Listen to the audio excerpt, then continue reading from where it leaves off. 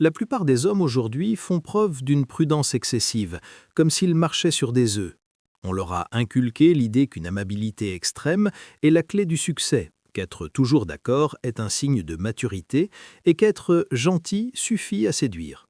Mais en pratique, un phénomène curieux se produit. Plus on s'efforce de lui plaire, plus il semble distant. Plus on lui accorde d'attention, moins il s'intéresse à nous.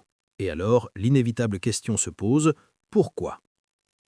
Il y a plus de 500 ans, un homme qui observait le pouvoir depuis l'ombre des palais italiens a couché sur le papier une vérité dérangeante.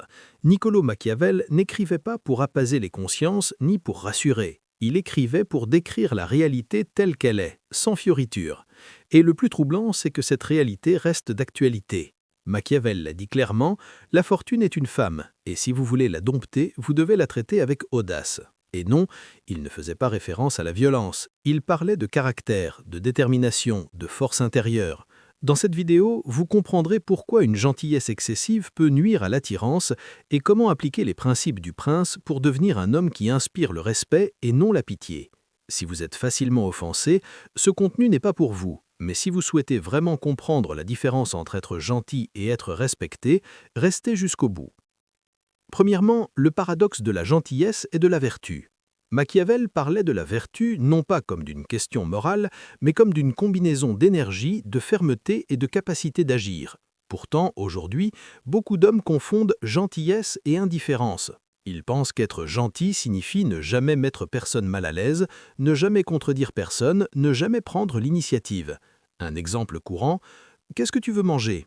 Je ne sais pas, ce que tu préfères. » À ce moment-là, vous pensez être attentionné, mais en réalité, vous renoncez à votre autorité, vous abandonnez votre pouvoir de décision. Et lorsqu'un homme est incapable de prendre des décisions même sur les détails les plus insignifiants, ce qu'il projette n'est pas de la bienveillance, mais de l'insécurité. Machiavel affirmait que ceux qui ne cherchent qu'à être aimés échouent dès la première difficulté.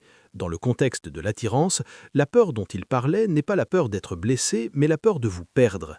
Si une femme sait que vous resterez quoi qu'elle fasse, le respect commence à disparaître. Et lorsque le respect disparaît, le désir suit. C'est pourquoi la validation constante finit par détruire l'attirance. L'homme qui offre son attention sans avoir d'abord gagné le respect devient invisible. Elle ne cherche pas un serviteur, ni quelqu'un qui l'idolâtrera inconditionnellement. Elle cherche un homme avec des principes, un but et la capacité de dire non quand il le faut. Deuxièmement, la rareté et la valeur authentique. Machiavel avait compris un principe fondamental qui reste d'actualité. Ce qui est abondant perd de sa valeur. Si vous êtes toujours disponible, si vous répondez immédiatement, si vous êtes toujours là pour l'écouter parler de ses problèmes, surtout ceux concernant les autres hommes, alors vous n'êtes plus un prétendant, vous devenez son soutien émotionnel gratuit.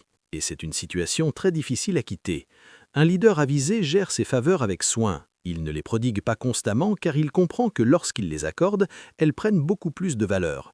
L'attirance fonctionne selon le même principe.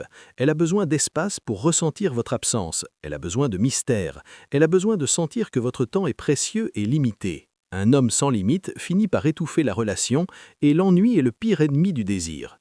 Poser des limites n'est pas de la froideur, c'est affirmer sa personnalité. C'est montrer que votre vie ne tourne pas autour de l'approbation d'autrui. 3. Décision et leadership. Machiavel a observé que les gens suivent naturellement ceux qui ont une vision claire, c'est ce qui définit la décision. Lors d'un rendez-vous, l'homme timide pose des questions sur tout, quoi faire, où aller, quoi manger, comment se comporter. À l'inverse, l'homme sûr de lui prend des décisions et en assume les conséquences. Elle ne pose pas de questions, elle décide. Et c'est là l'essence même du leadership. Considérez-la comme capable d'accepter votre franchise. Ne lui dites pas simplement ce qu'elle veut entendre pour éviter tout conflit. Éviter tout conflit à tout prix n'attire pas, mais crée de la monotonie. Un conflit bien managé, avec respect et fermeté, engendre le respect. Montrez que vous avez votre propre jugement.